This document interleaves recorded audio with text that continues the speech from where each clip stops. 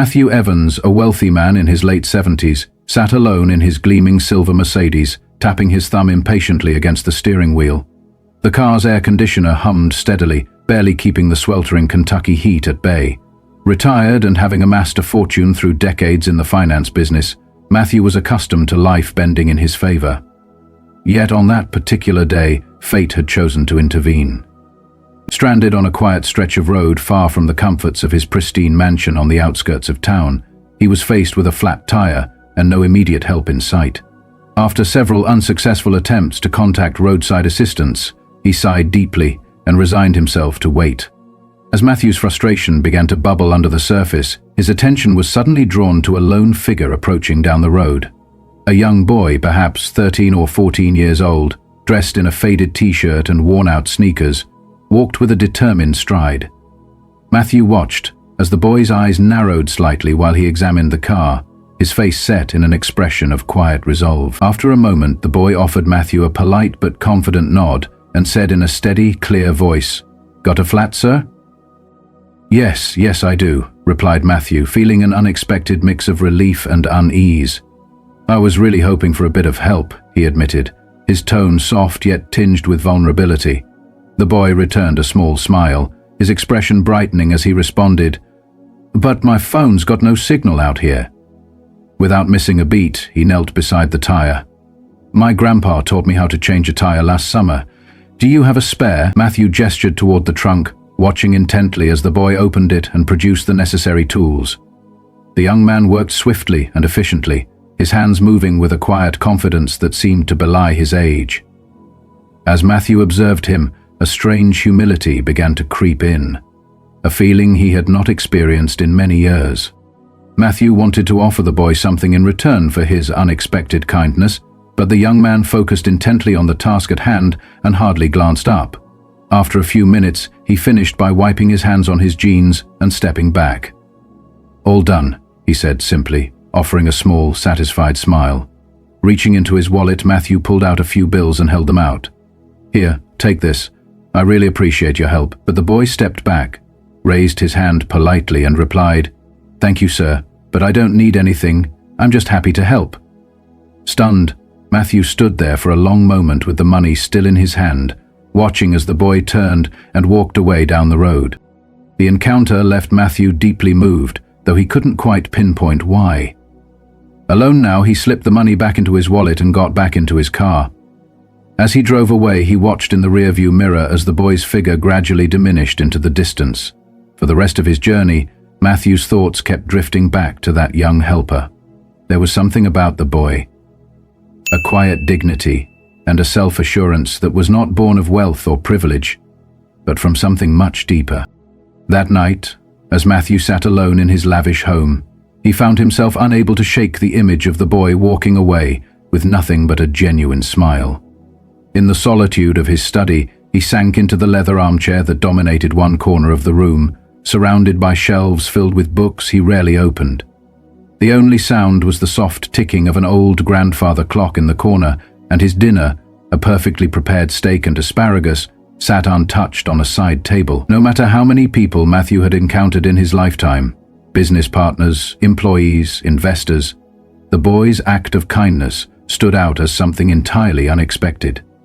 While most interactions revolved around negotiations, favors, and calculated deals, this stranger had helped him solely out of kindness. Leaning back and sipping his scotch, Matthew replayed the memory of the boy's confident smile over and over in his mind. The boy did not appear to have much. His worn shoes, faded clothes, and the dust on his hands told a tale of hardship, and yet he carried himself with an integrity that was increasingly rare in a world driven by money and status. The next morning, unable to dismiss the lingering feeling, Matthew felt an irresistible urge to find the boy. He couldn't explain why. Perhaps it was guilt, gratitude, or just an overwhelming curiosity. Whatever the reason, he found himself driving down the same stretch of road, scanning the horizon for any sign of the young helper. Hours passed as he stopped at gas stations and small diners, asking anyone who would listen if they had seen a young boy matching the description. Most people simply shrugged or shook their heads, until finally an older woman behind the counter at a modest cafe spoke up. "Sounds like you're talking about Elijah," she said, wiping her hands on her apron. "That boy's always helping folks around here. He lives with his mama over in Harlan." "Harlan?" Matthew repeated, making a mental note. The town of Harlan was about an hour away, nestled in the foothills of the Appalachian Mountains. Although the drive was scenic, Matthew hardly noticed the beauty of the countryside as his mind raced with questions. What kind of life did this boy lead? What kind of family had raised someone so determined?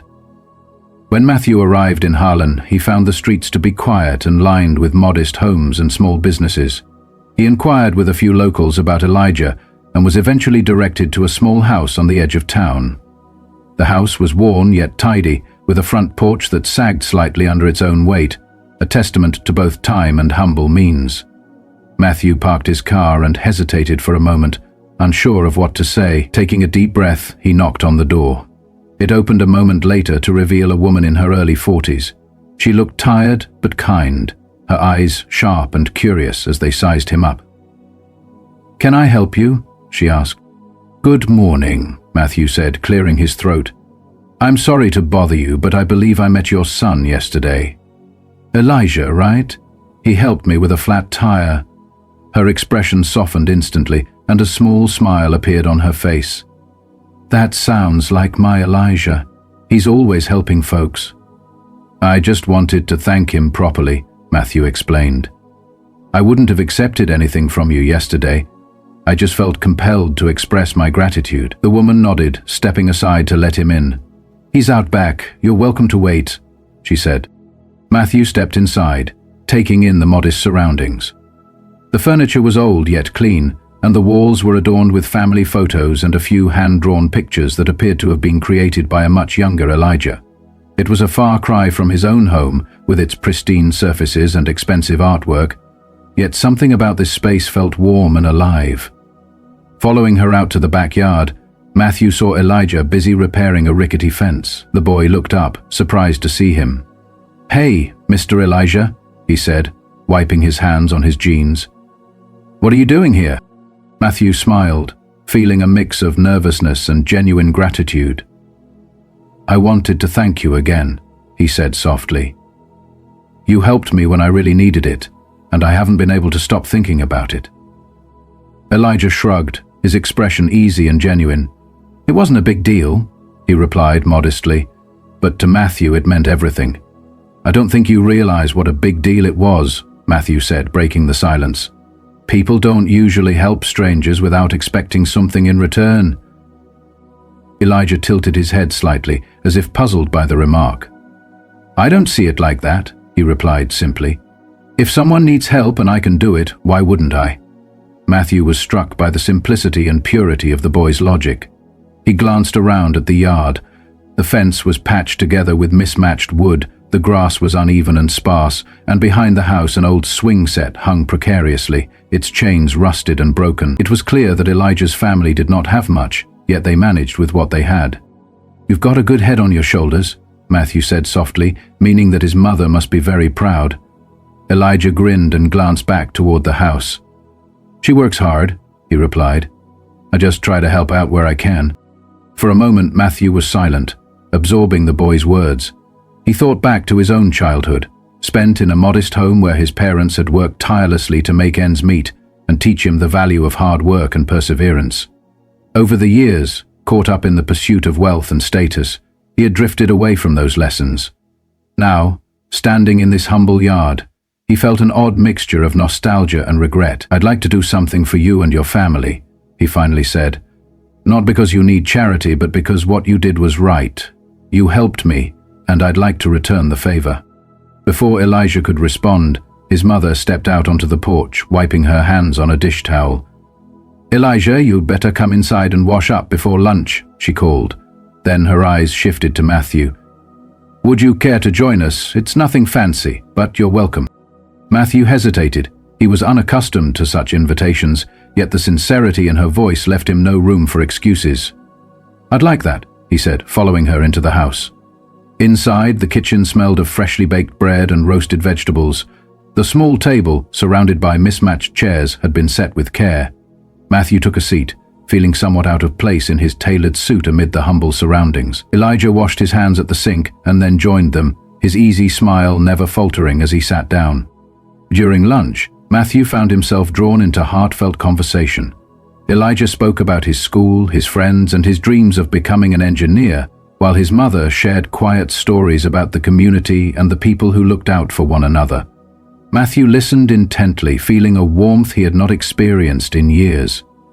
For all his wealth and success, his own home had often felt cold and empty compared to this modest house, filled with laughter and genuine connection. After lunch, as they cleared the table, Matthew turned to Elijah's mother. "You've done a remarkable job raising him," he said softly. "He's got more heart than most people I know." Her eyes shone with gratitude as she replied, "Thank you, he's a good boy, but we've had our struggles. We've learned to appreciate the small things."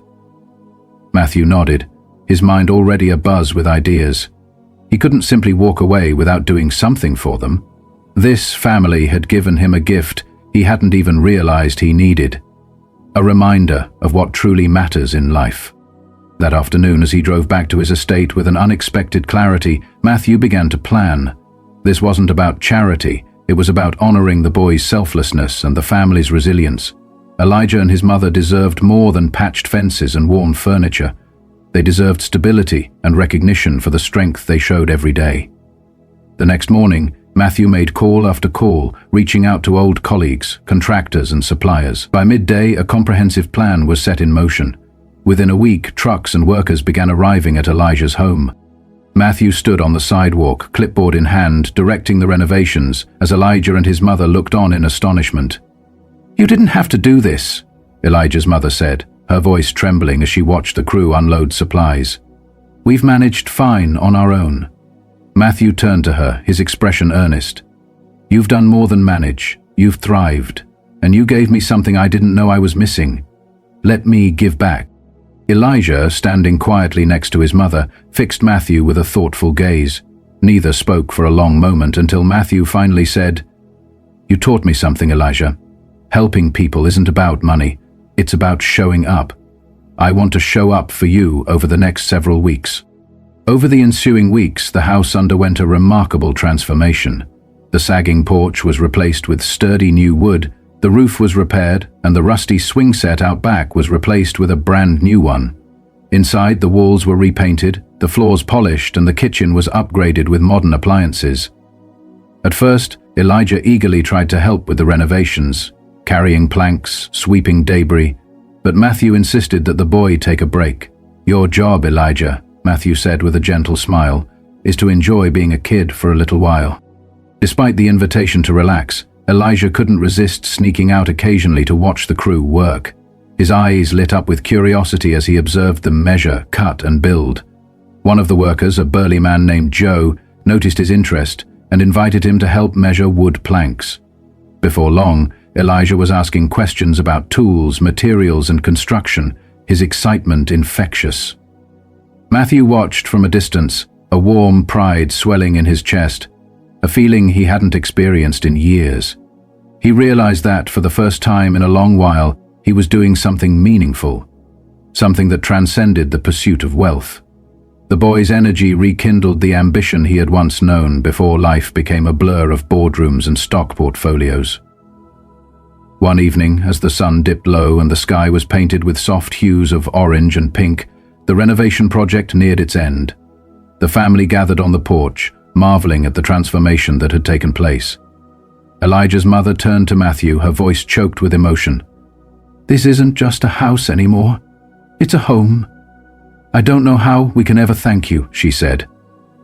Matthew shook his head, his tone gentle and sincere. "You already have," he replied. "You reminded me what life is truly about: family, connection, and purpose. I think I'm the one who should be thanking you." The final day of the renovation felt like a celebration. Neighbors stopped by to see the changes, offering smiles and small tokens of gratitude. Freshly baked bread, jars of homemade jam, and even a potted plant. Elijah's laughter echoed through the yard as he raced around, showing his friends the new swing set and the freshly painted rooms. The house, once tired and worn, now radiated vibrancy and life. Matthew stood on the front porch, leaning against the sturdy new railing, and watched the scene unfold. He had not felt this kind of joy in years. A simple, unfiltered joy born from seeing others thrive. Later that evening, as twilight softened the edges of the day, Elijah's mother walked over with a cup of iced tea in hand. "You've done more than fix a house," she said softly, her eyes brimming with gratitude. "You've given us hope. And I think you've found something for yourself, too." Matthew nodded as he took a sip, his voice quiet. "I have," he admitted. "I spent so many years chasing things I thought mattered, money, status, influence, but none of it ever filled me the way this does." As the sun began to set, Elijah joined them on the porch, his energy still boundless. Looking thoughtfully at Matthew, the boy said, "Mr. Matthew, I've been thinking a lot about what you did for us. I want to do something like that one day. I want to help people too." Matthew placed a gentle hand on Elijah's shoulder, his voice steady and reassuring. "You already do, Elijah. Your kindness set all of this in motion. Don't ever lose that." Together, the three of them sat on the porch, watching the sky shift from brilliant gold to a deep, comforting orange, each moment deepening the sense of connection, gratitude, and shared purpose. When it was time for Matthew to leave, Elijah and his mother walked him to his car. The boy's wide grin and his mother's tearful smile were etched into Matthew's memory as he drove away. In that moment, he realized that this was not the end. It was only the beginning of a new chapter in all their lives. In the weeks that followed, further changes blossomed. Elijah's newfound curiosity about construction transformed into a genuine passion. Matthew arranged for him to spend time shadowing the workers who had helped renovate the house. Elijah absorbed every bit of knowledge eagerly, his questions and observations growing more insightful with each visit. In turn, Matthew found himself drawn back to Harlan time and again. Each visit felt less like a mere trip and more like a return to a place that was slowly becoming home. He no longer felt like an outsider in their lives. He was now a part of something larger. For the first time in many years, Matthew felt content. The story, it turned out, had come full circle, ending where it had begun, in a small town with a big heart, where one act of kindness from a young boy had reminded an old man of life's greatest lesson.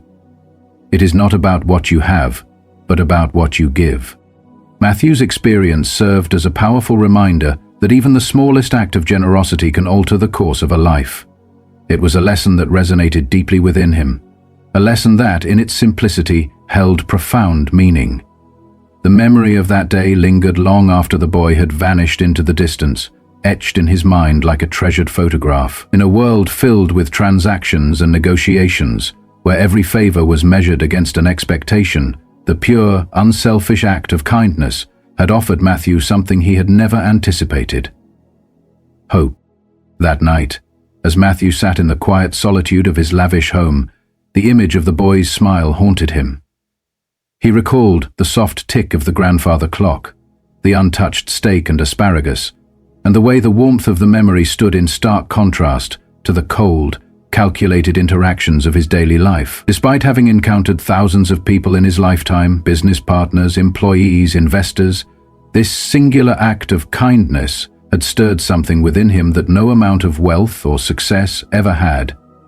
It was a reminder that sometimes the most important things in life are not measured in dollars or status, but in the simple, genuine compassion we share with one another. Determined to find the boy and learn more about the life that had produced such quiet dignity, Matthew spent the next morning driving down the same road, scanning the horizon for any sign of him. He stopped at gas stations and small diners, asking anyone who would listen if they had seen a young boy matching the description. Many shrugged, many shook their heads, until finally, an older woman behind the counter at a modest cafe spoke up. "Sounds like you're talking about Elijah," she said, wiping her apron with a practiced hand. "That boy's always helping folks around here. He lives with his mama over in Harlan." "Harlan?" Matthew repeated thoughtfully, making a mental note. The town of Harlan lay an hour away, nestled in the foothills of the Appalachians. The scenic drive barely registered on his mind as he pondered the questions that now swirled around him. What kind of life did this boy lead? What kind of family had raised someone as determined as Elijah? Upon arriving in Harlan, Matthew found that the streets were quiet and lined with modest homes and small businesses. After speaking with several locals, he was eventually directed to a small house on the edge of town. The house was worn yet tidy, with a front porch that sagged slightly under its own weight, a humble testament to the resilience of its inhabitants. Matthew parked his car and hesitated, uncertain of what he would say next. Taking a deep breath, he knocked on the door. It opened a moment later, revealing a woman in her early 40s. Though she looked tired, her kind eyes and curious gaze offered a warm welcome. "Can I help you?" she asked. "Good morning," Matthew replied, clearing his throat. "I'm sorry to bother you, but I believe I met your son yesterday. Elijah, right? He helped me with a flat tire." Instantly, her expression softened and a small smile spread across her face. "That sounds like my Elijah. He's always helping folks." "I just wanted to thank him properly," Matthew said sincerely. "I wouldn't have accepted anything from you yesterday. I just felt compelled to express my gratitude."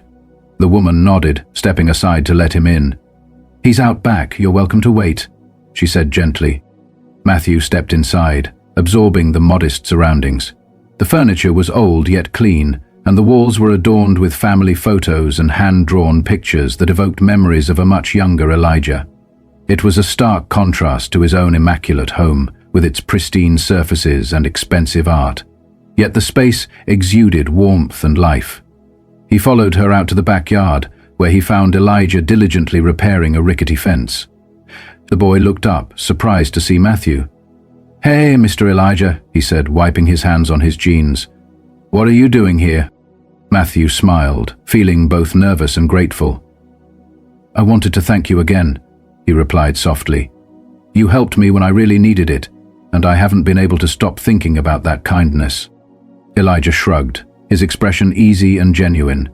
"It wasn't a big deal," he said simply, though to Matthew it meant more than words could express. "I don't think you realize what a big deal it was," Matthew finally said, breaking the silence. "People don't usually help strangers without expecting something in return." Elijah tilted his head as if puzzled by the notion. "I don't see it that way," he replied. "If someone needs help and I can do it, why wouldn't I?" Matthew was struck by the simplicity and honesty in the boy's logic. He looked past Elijah at the yard. The fence was patched together with mismatched wood, the grass uneven and sparse, and an old swing set with rusted, broken chains leaned precariously against the house. It was evident that Elijah's family did not have much, yet they made do with what they had. "You've got a good head on your shoulders," Matthew said kindly, implying that his mother must be very proud of him. Elijah grinned and glanced back toward the house. "She works hard," he replied modestly. "I just try to help out where I can." Matthew paused for a moment, absorbing the boy's words. He recalled his own childhood spent in a modest home, where his parents worked tirelessly to make ends meet and instilled in him the values of hard work and perseverance. Over the years, as he became swept up in the pursuit of wealth and status, he had lost touch with those lessons. Now, standing in this humble yard, he felt a mixture of nostalgia and regret. "I'd like to do something for you and your family," he said at last. "Not because you need charity, but because what you did was truly right. You helped me when I needed it most, and I'd like to return the favor." Before Elijah could respond, his mother stepped out onto the porch, wiping her hands on a dish towel. "Elijah, you'd better come inside and wash up before lunch," she called. Then, turning to Matthew, she added, "Would you care to join us? It's nothing fancy, but you're welcome." Matthew hesitated for a moment. He was unaccustomed to such warm invitations, but the sincerity in her voice left him no room for excuses. "I'd like that," he said, following her into the modest house. Inside, the kitchen was filled with the inviting aroma of freshly baked bread and roasted vegetables. The small table, surrounded by mismatched chairs, was set with care. Matthew took a seat, feeling oddly out of place in his tailored suit amid the humble surroundings. Elijah washed his hands at the sink and then joined them with an easy, unhurried smile. As they ate, Matthew found himself drawn into their conversation. Elijah talked eagerly about his school, his friends, and his dreams of becoming an engineer. His mother spoke with quiet pride about the community and the people who looked out for one another. Matthew listened intently, feeling a warmth he had not known in years. For all his wealth and success, his own home had often felt cold and empty compared to this modest dwelling, filled with laughter and genuine connection. After lunch, as they cleared the table, Matthew turned to Elijah's mother. "You've done a remarkable job raising him," he said softly. "He's got more heart than most people I know." Her eyes shone with gratitude as she replied, "Thank you. He's a good boy. Though we've had our struggles, we've learned to appreciate the small things." Matthew nodded, his mind already abuzz with ideas. He realized he couldn't simply walk away without doing something for them. This family had given him a gift he hadn't even realized he needed, a reminder of what truly matters in life. That afternoon, driving back to his estate with an unexpected clarity, Matthew began to plan. This wasn't about charity. It was about honoring the boy's selflessness and the family's resilience. Elijah and his mother deserved more than patched fences and worn-out furniture. They deserved stability and recognition for the strength they showed every day. The next morning, Matthew made calls, lots of calls, to old colleagues, contractors, and suppliers, and the sun came along. By midday, a comprehensive plan was set in motion. Within a week, trucks and workers began arriving at Elijah's home. Matthew stood on the sidewalk, clipboard in hand, directing the renovations as Elijah and his mother watched in astonishment. "You didn't have to do this," Elijah's mother said, her voice trembling as she observed the crew unloading supplies. Matthew turned to her, his expression earnest. "You've done more than manage, you've thrived. And you gave me something I didn't know I was missing. Let me give back."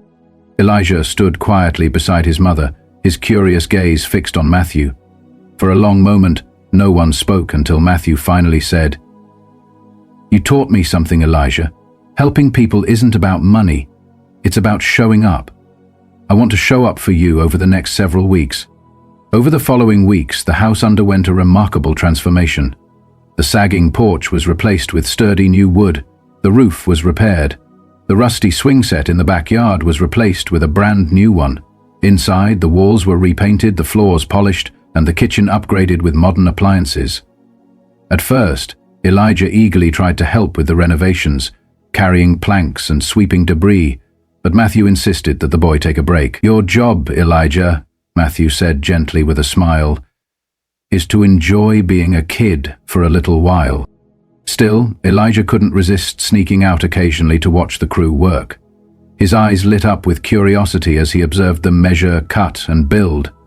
One of the workers, a burly man named Joe, noticed Elijah's interest and invited him to help measure wood planks. Before long, Elijah was asking questions about tools and construction, his excitement infectious. Matthew watched from a distance, a warm pride swelling in his chest for the first time in years. In that moment, he felt as though he were doing something truly meaningful, something that went beyond his own ambitions. The boy's energy reminded him of the ambition he once had, back when life had not yet become a blur of boardrooms and stock portfolios. One evening, as the sun dipped low and painted the sky in soft shades of orange and pink, the renovation project neared its end. The family stood on the porch, marveling at the transformation of their home. Elijah's mother turned to Matthew, her voice choked with emotion. "This isn't just a house anymore, it's a home. I don't know how we can ever thank you," she said, her voice trembling with gratitude. Matthew shook his head, his tone gentle and sincere. "You already have," he replied. "You reminded me what life is truly about. Family, connection, and purpose. I think I'm the one who should be thanking you." The final day of the renovation project felt like a celebration. Neighbors stopped by to see the changes, offering smiles and small tokens of appreciation. Freshly baked bread, jars of homemade jam, and even a potted plant. Elijah's laughter echoed throughout the yard as he raced around, showing his friends the new swing set and the freshly painted rooms. The house, once tired and worn, now radiated life and warmth. Matthew stood on the front porch, leaning against the sturdy new railing, and watched the scene unfold with a sense of unfiltered joy that he hadn't felt in years. Later that evening, as twilight fell softly over the town, Elijah's mother approached Matthew with a cup of iced tea. "You've done more than fix a house," she said softly, her eyes glistening with gratitude. "You've given us hope. And I think you've found something for yourself, too." Matthew nodded, taking a sip of the iced tea. "I have," he admitted quietly. "I spent so many years chasing things I thought mattered. Money, status, influence. but none of it ever filled me the way this does. As the sun began to set completely, Elijah joined them on the porch, his energy still boundless. Looking thoughtfully at Matthew, he said, "Mr. Matthew,